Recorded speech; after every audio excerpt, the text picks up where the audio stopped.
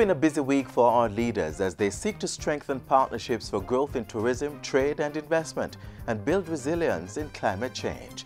Hello and welcome to Jamaica Magazine. I'm Adrian Atkinson. As government leaders do their part, civil servants are at the other end delivering the service to facilitate business. We highlight the dedication of a few and tell what it takes to become Civil Servant of the Year. There's also the We Transform program that's been making a big difference in the lives of juveniles in correctional institutions. So, please stay with us.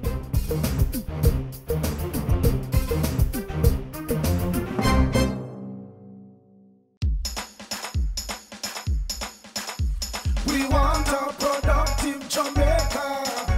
We are not productive Jamaicans. Productivity to move forward on this land. Productivity, that's the way to go, we should understand. Productivity is the way to go for all us Jamaicans. Small business, big business, old and young, we are tell every woman and man. We want growth and prosperity for a better nation with a building plan. So we can build our product and sell our product and put more money in our hand. Our economy can rise to a level and build a better nation. Productivity to move forward on this land. Productivity, that's the way to go, we should understand. Productivity to move forward on this land. Productivity, that's the way to go, we should understand. Productivity. Productivity, Pathway to Prosperity.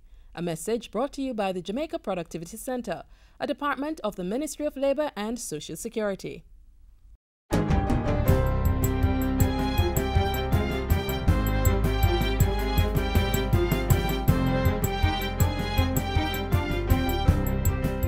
Good day, I'm Theodore Henry, and this is your JIS News for Thursday, November 30.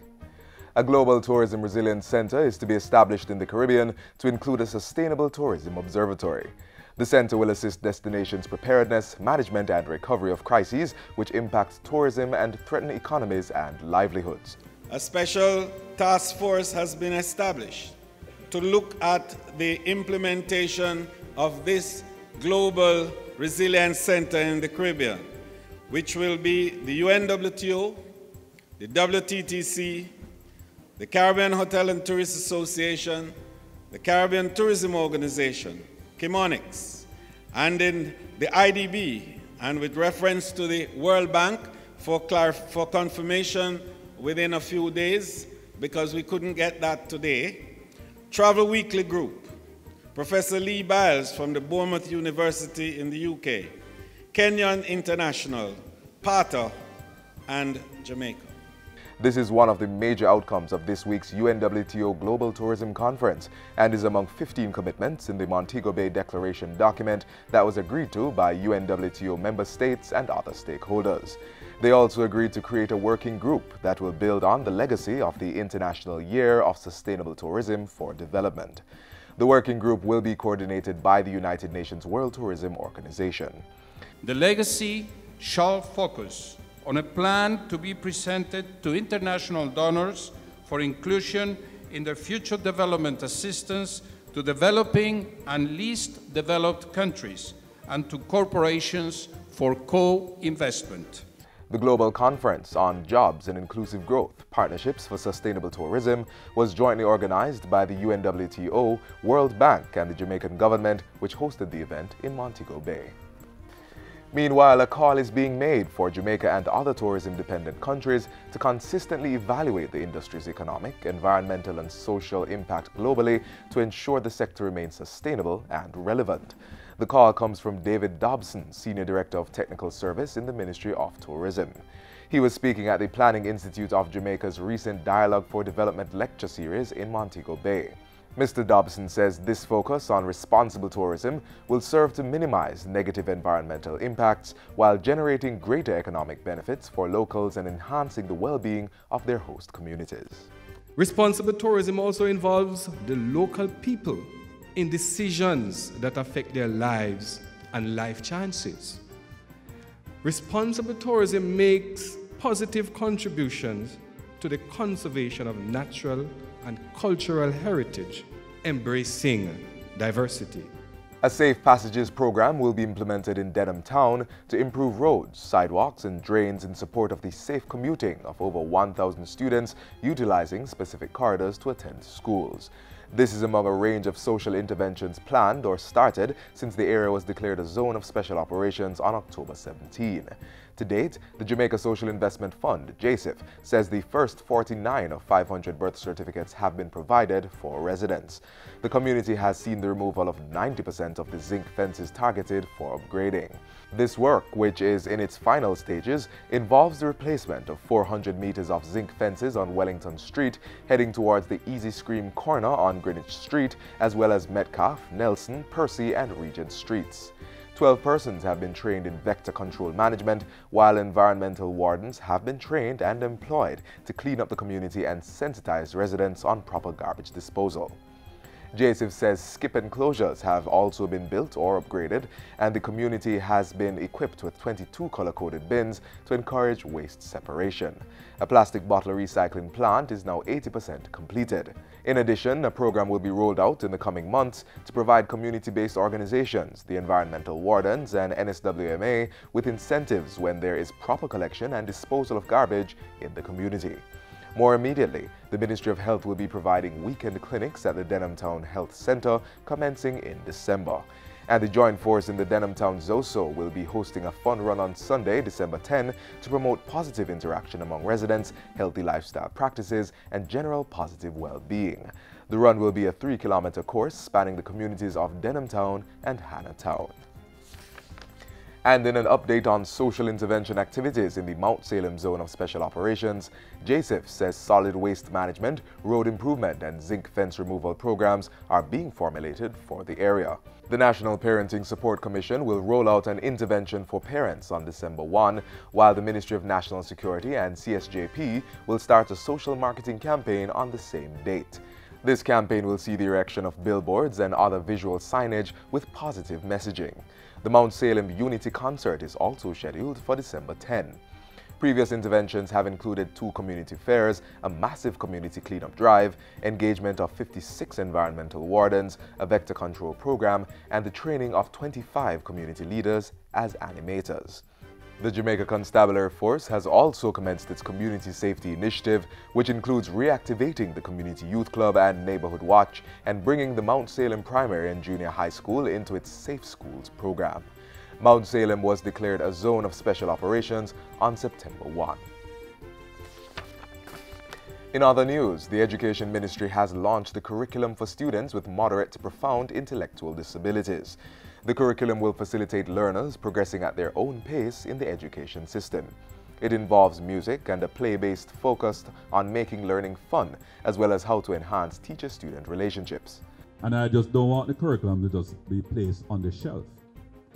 It must be active, but what we want is to have institutions and within school capacity driven by the curriculum that all our children can be integrated into the education system and move seamlessly into the training systems. The curriculum was sponsored by the United Nations Children's Fund, UNICEF.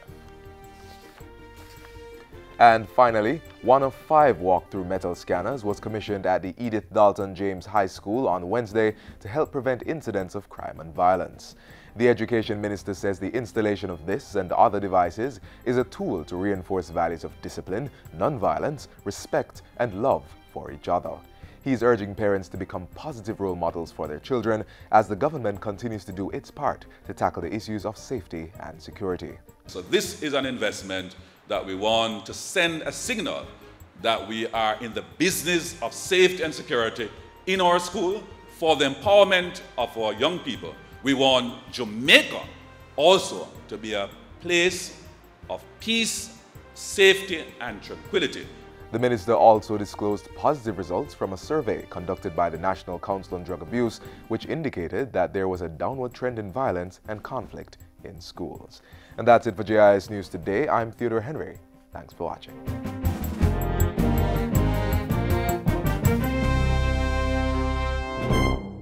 If you're watching the JIS, you're always in the know when it comes to government information. Keep watching, keep informed, and tell your friends. JIS, your #1 source for government info.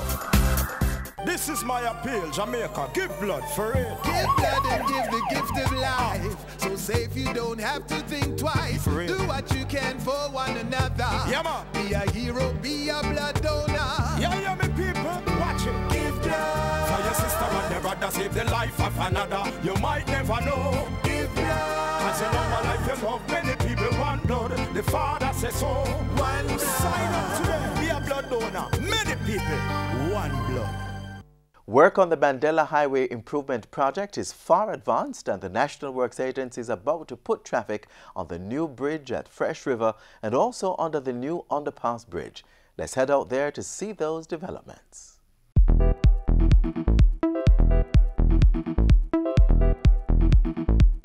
Since the contract signing in July and commencement of work in August 2016, motorists have been witnessing the amazing transformation of the Mandela Highway corridor.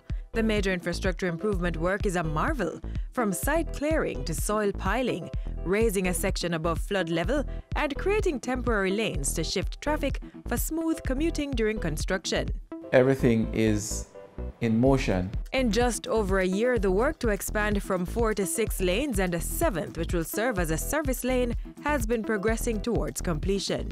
We have made more progress as we work towards the completion of the project in August of 2018. The most recent development is where we have put traffic that's heading into the city from the direction of Spanish Town on a section of the new road. That has been so since November, and motorists have been, in a small way, experiencing what the new road is going to be like as they now travel east on the area between Highway 2000 East-West and the Ferry Police Station. On our last visit to the site, significant progress had been made on 2 bridges under construction, the Fresh River Bridge as well as the Overpass Bridge that will facilitate traffic to and from the ferry community and Hydale Group of Schools, the police station, and businesses along the roadway.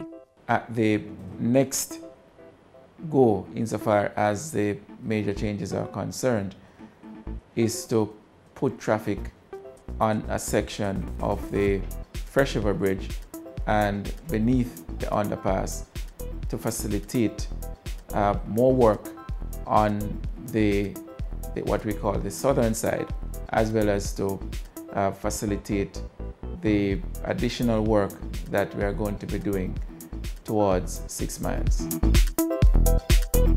Considerable work is also being done on retaining walls to protect the embankments both to the east of the bridges and to the west. Work is also at an advanced state on retaining walls being built along the areas that have been infused with stabilizing concrete piles and further elevated to create the new road. Simultaneous drainage works along this area near Plantation Heights is being done to control flood waters within the vicinity.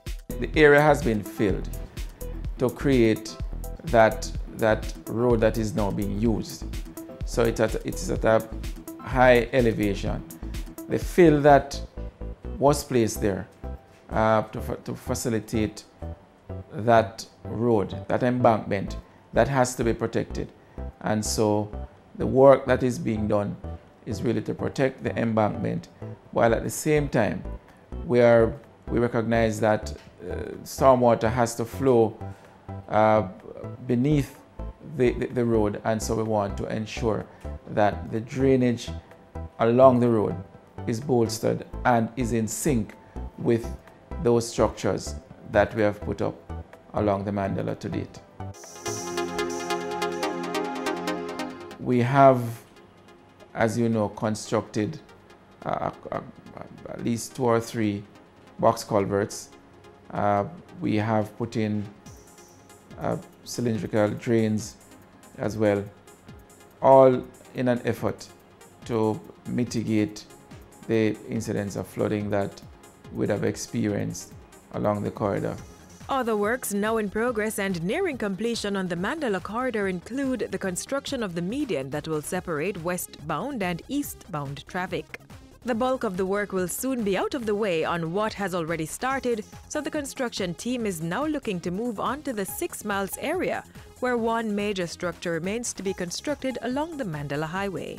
And that's a bridge over the Dehaney River, and that is to come. We have significant drainage features that are other drainage features that we are going to be implementing. The completion and direction of traffic along the Fresh River Bridge and the overpass bridge that is to happen in short order is significant to the smooth flow of traffic when the work at 6 miles begins. Because the structure at the Dehaney River is going to take a bit of effort. We'll have to ensure that all the I's are dotted and the T's crossed in order to minimize the impact of delays on the motoring public. The 4 lanes will remain open. Despite inclement weather over the period of the construction, efforts by the contractors seek to make up for lost time so the project can be completed within the set 2-year time frame. We are working with the August 2018 timeline in mind. That is really where we are now. So in less than 9 months, motorists traveling between Kingston and the northern, western and southern sections of the island should feel the full experience of a safer, more reliable road. Construction is being carried out by China Harbour Engineering Company at a cost of $64 million, forming part of government's major infrastructure development program.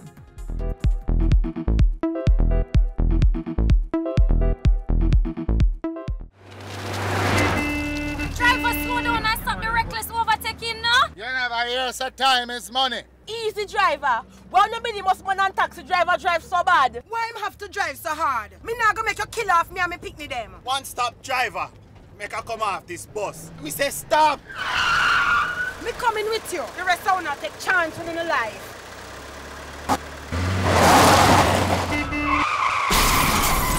Lord of mercy. That could have been us.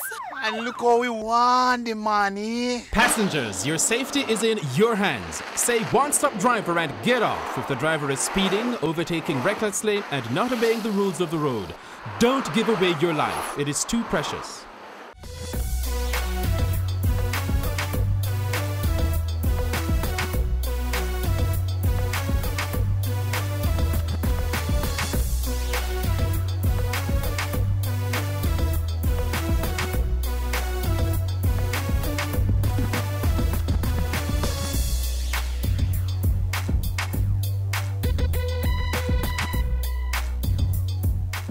They work hard to ensure efficient services are provided to people doing business with the government.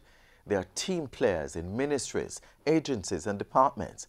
They go above and beyond in their call to duty, causing persons to notice their dedication and nominate them for Civil Servant of the Year. We recap the citations of the nominees for 2017 and tell you who walked away with the coveted title.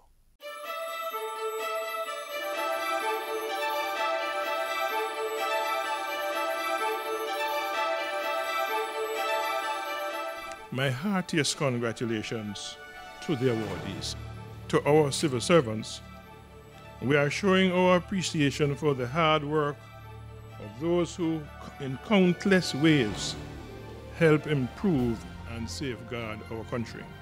We take notice of the vast array of services provided and acknowledge that for each day of our lives, we depend on the work of civil servants.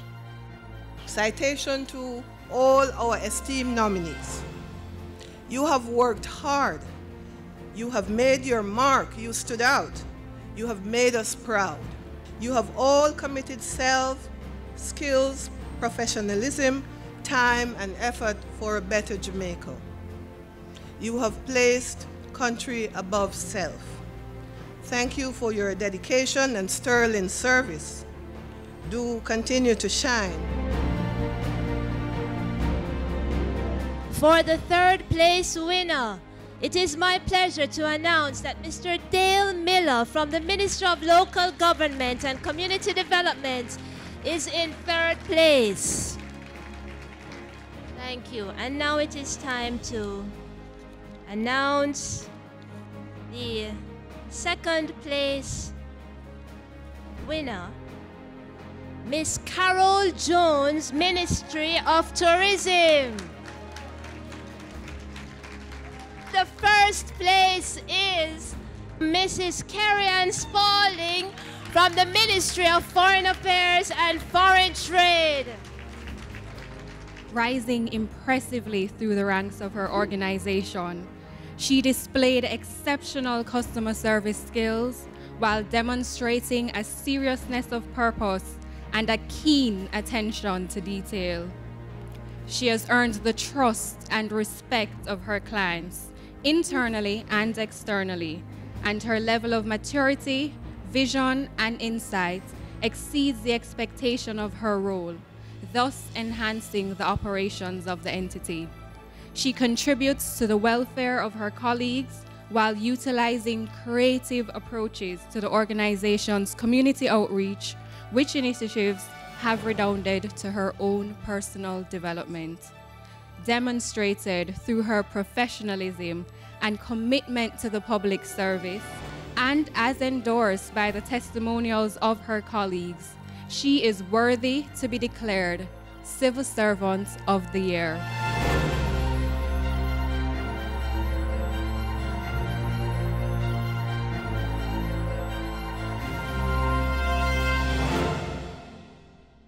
It's been 11 months. 7 years. 12 years. Since I became the most important person in the world. It's a big responsibility to know that her future is in our hands. I have to tell him and show him that he is my number one. I want to prepare them for life's journey. So as them grow, them know the difference between right and wrong. I gotta make sure I keep him out of bad company. Because if I don't raise him right, the streets are gonna raise him. I feel, she feel. If me stumble, him fall. Knowing I'm responsible for their future and they're responsible for Jamaica's future. So I won't give up or allow her to quit. I'm gonna make sure I'm safe on the straight and narrow. Me prefer to tell them no now than watch them regret it later. Because to the world, I'm just another person. But to my child, I'm the whole wide world.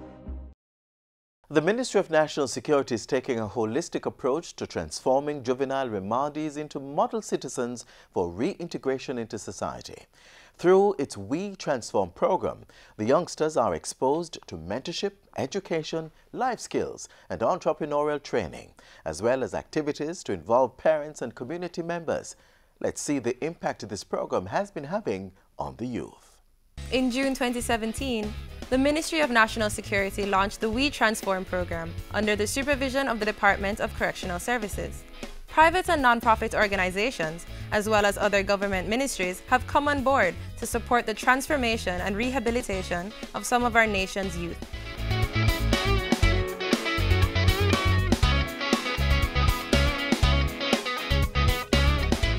The target group consists of children ages 12 to 17 years who are on remand or serving sentences in 4 of the island's juvenile correctional facilities.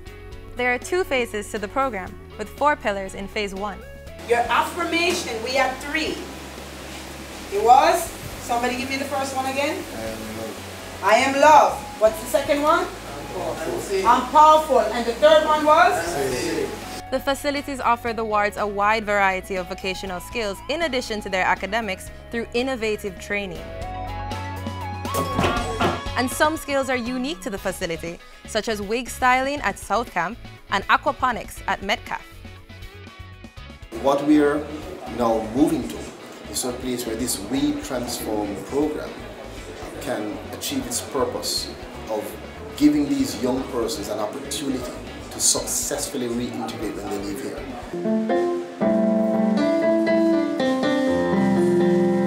From all walks of life, influential Jamaicans have stepped up to be role models in the lives of these young boys and girls. This is very important for us to get involved, not just see them as somebody in a corner and some bad pitney, but they can be changed. So I'm happy to be a part of that.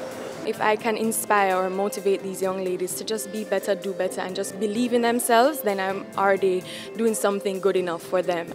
Over 50 ambassadors and mentors will work with the children from all 4 facilities to provide personal and career development as well as job opportunities. Well, I say give thanks to the obstacles in our way, cause the hurdles teach if we jump. And then I say, if everything did smooth every day, we wouldn't know we could overcome. Say if it don't kill way, oh, I surely know it's gonna build way. Hey, we transform, getting stronger.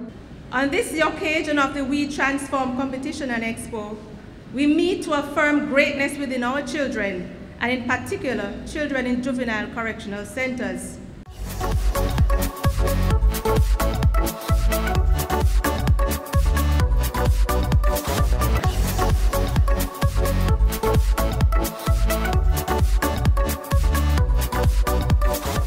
The wards will showcase the fruits of their labor fostered in Pillar 1, as well as other talents and performances. And at the end of the event, the centers were awarded on various categories and overall excellence.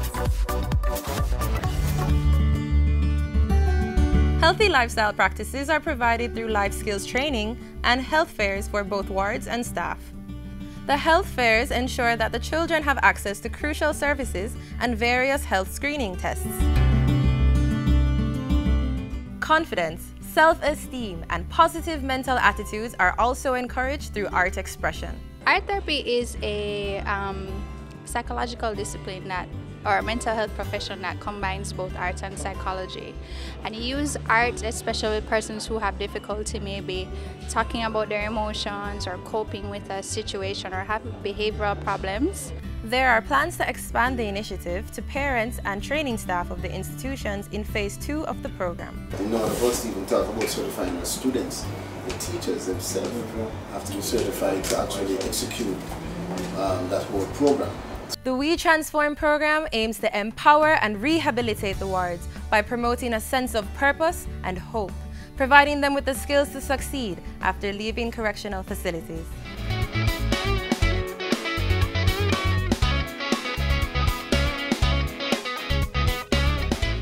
We are men with a message, and the youth them need to hear this. We know everything about thug life. Been there, done that. Prison and a nice place, stay in school. Serious thing I tell you. And a joke thing this. You can't tell me about hungry. That's no excuse. Leave the badness alone. Nobody narrate you. Them just afraid of you. Live positive, remember. A gang is a dead end. A message from the Ministry of National Security.